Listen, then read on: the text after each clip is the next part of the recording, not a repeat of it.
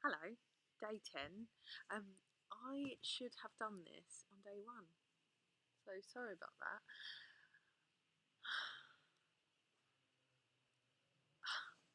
I want you to completely cut contact. If you haven't already, I want you to do it today.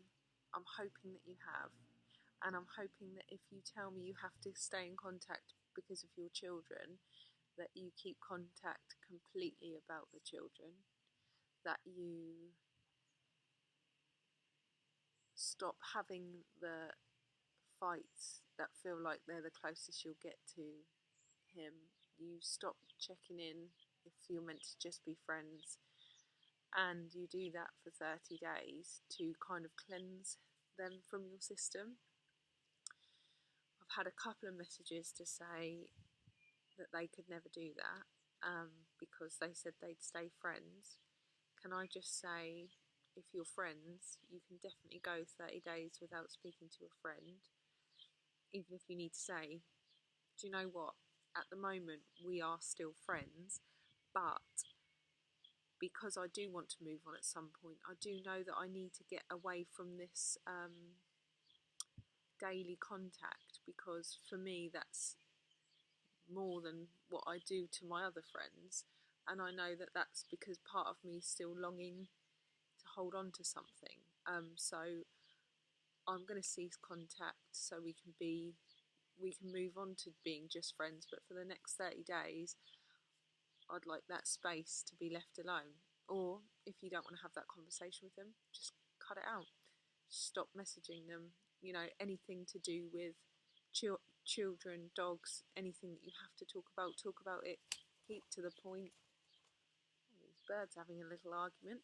Keep to the point and then carry on. But no more chat. Nothing more than is absolutely necessary. Love is one of those things that in Eat, Pray, Love, this guy talks about it like a vacuum. And I think that in our head we have a lot of space for people in our hearts, and we save space for someone, and sometimes we can carry someone round in terms of love for years, decades, and it's only when we make space that someone else can ever come back in. And it's not to say that we're looking for that right now, but the practice of clearing space for people that no longer serve us, you know, if it's meant to be, give it the 30 days, cut the contact, and if they're meant to be in your life, they will be in your life regardless.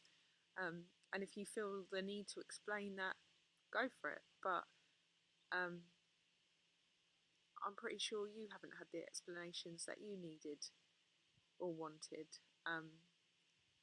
So I would consider how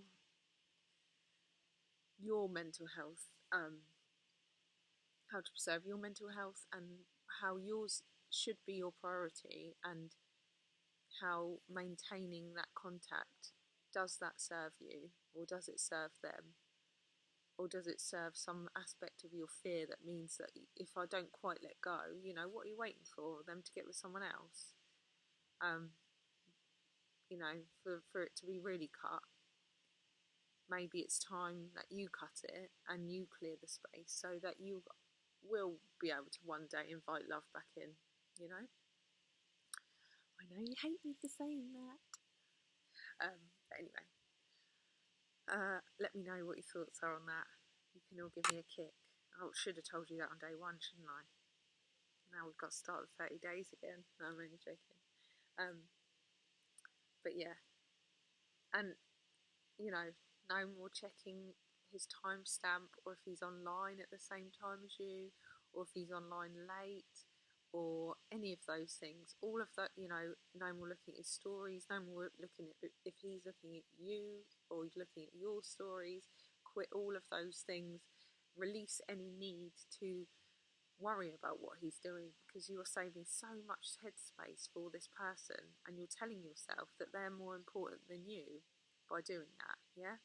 And no one's time is as important as your time. You're too important for that. Stop wasting your time and pour it into something good, yeah? Sorry if that was a bit telly-offy.